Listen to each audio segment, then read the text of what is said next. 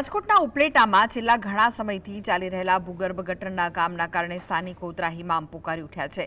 તંત્ર દ્વારા ખોદવામાં આવેલા ખાડાઓ પાસે કોઈપણ પ્રકારના સેફટી બેરિકેડ, રિફ્લેક્ટર કે ચેતવણી બોર્ડ ન હોવાથી અકસ્માતોની હારમાળ સર્જાઈ રહી છે।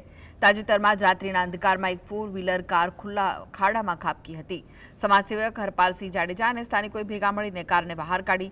નગરપાલિકામાં અનેક રજૂઆતો છતાં તંત્ર ઘોર નિંદ્રામાં હોય તેવું લાગી રહ્યું છે। આ મામલે શહેર અને જિલ્લા કોંગ્રેસે કોન્ટ્રાક્ટરને નિયમ મુજબ કામ કરવા સૂચના આપી અને જો સ્થિતિ નહીં સુધરે તો આગામી દિવસોમાં ઉગ્ર આંદોલન કરવાની ચીમકી ઉચ્ચારી છે। લોકો હવે સવાલ કરી રહ્યા છે કે શું તંત્ર કોઈ મોટી જાનહાનિની રાહ જોઈ રહ્યું છે?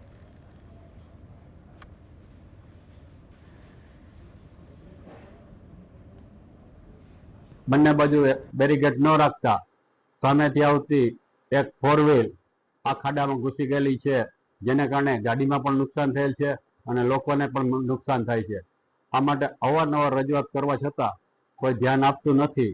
એટલે ઉપલેટા શહેર કોંગ્રેસ અને રાજકોટ જિલ્લા કોંગ્રેસ વતી માગણી કરીએ છીએ કે જ્યાં જ્યાં ખોદકામ થાય ત્યાં ભૂગર્ભ ગટરના કોન્ટ્રાક્ટરો બેરીકેડ મુકાવે અને નિયમ મુજબ ખોદકામ કરે એવી માગણી કરેલ છે।